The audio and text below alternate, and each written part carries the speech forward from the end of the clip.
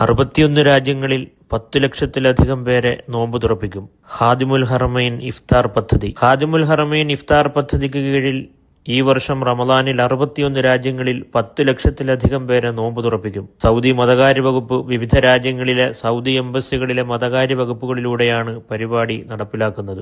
നന്മയുടെയും ദാനത്തിന്റെയും മാസത്തിൽ സൽമാൻ രാജാവിന്റെ ചെലവിൽ വിവിധ രാജ്യങ്ങളിലെ മുസ്ലിങ്ങളെ ഇഫ്താർ മേശകളിൽ ഒരുമിച്ച് കൊണ്ടുവരുന്നതാണ് ഈ പരിപാടിയെന്ന് മതകാര്യ വകുപ്പ് മന്ത്രി doctor Abdul Latheef bin Abdul Azeez all Sheikh പറഞ്ഞു.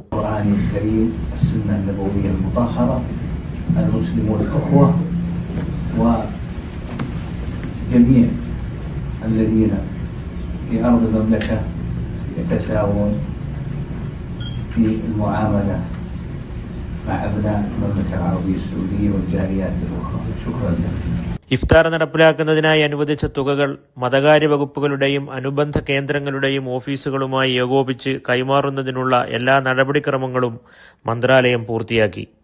سواء في العاصمة نيودلهي وأيضا في كيرلا بالتنسيق كما أسلفت مع سفارة خادم الحرمين الشريفين.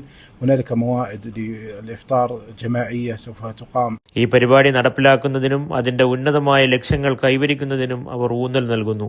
ഏറ്റവും കൂടുതൽ നോമ്പുകാർക്ക് ഇഫ്താർ ഒരുക്കലും മുസ്ലിം പള്ളികളിലെയും ഇസ്ലാമിക സാംസ്കാരിക കേന്ദ്രങ്ങളിലെയും കൂട്ടായ ഇഫ്താർ മേശകളിൽ മുസ്ലിങ്ങളെ ഒരുമിച്ച് കൂട്ടുന്നതും പരിപാടിയിൽ ഉൾപ്പെടുന്നുവെന്നും മതകാര്യമന്ത്രി പറഞ്ഞു.